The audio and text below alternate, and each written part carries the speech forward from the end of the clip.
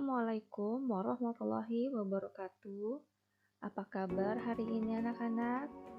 Ibu harap semua sehat-sehat ya. Amin. Baik, pada hari ini kita akan belajar tentang aplikasi konsep tekanan zat pada makhluk hidup. Yang pertama, kita akan membahas tentang pengangkatan air dan nutrisi pada tumbuhan. Kemudian, yang kedua, kita akan bahas tentang tekanan darah pada sistem peredaran darah manusia. Dan yang ketiga, kita akan membahas tentang tekanan gas pada proses pernapasan manusia. Kita akan membahas yang pertama, yaitu pengangkutan air dan nutrisi pada tumbuhan. Bisa dilihat, itu adalah gambar dari pengangkutan air dan nutrisi pada tumbuhan. Di situ sudah terlihat dari akar, melalui xilem, masuk lagi ke dalam endodermis, ke korteks, epidermis, dan rambut akar. Nah, jadi di samping ini adalah gambar dari proses pengangkutan air dan nutrisi pada tumbuhan oleh jaringan xilem dan jaringan floem. Apa yang dimaksud dari xilem?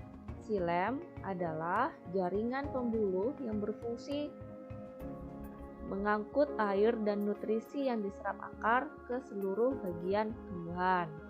Sedangkan untuk floem adalah jaringan pembuluh yang mengangkut zat organik hasil fotosintesis atau makanan seperti gula dari daun ke seluruh bagian tumbuhan. Jadi beda ya antara xilem dan floem, juga berserta fungsinya pasti juga berbeda.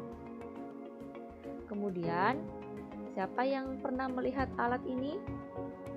Biasanya kita melihat di apotik atau di dokter ya. Ini fungsinya apa? Ini fungsinya untuk mendeteksi berapa tekanan darah kita. Siapa yang tahu apa ini namanya? Nah, nama dari alat ini adalah sphygmomanometer. Jadi biasanya para dokter atau ahli-ahli kesehatan yang menggunakan ini ya. Baik, kita akan membahas yang kedua, yaitu tekanan darah pada sistem peredaran darah manusia. Tekanan yang terdapat pada pembuluh darah memiliki prinsip kerja seperti hukum Pascal. Hal ini karena tekanan pada pembuluh darah merupakan tekanan yang berada pada ruang tertutup. Pada saat jantung memompa darah, darah akan mendapatkan dorongan.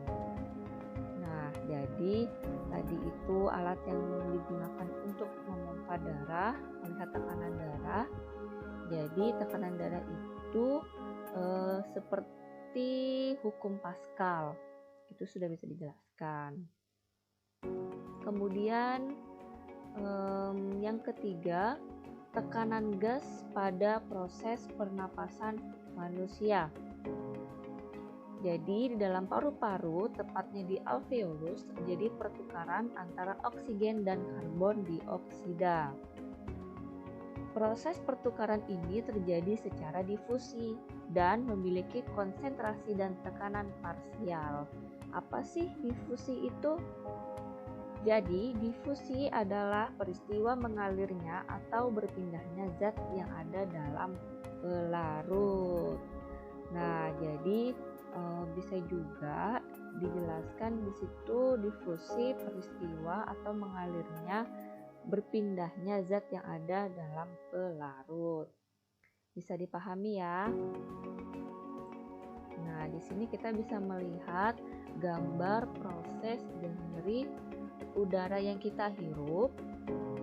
Oksigen akan masuk ke alveolus, kemudian ke vena pulmonalis dan ke arteri sistematik.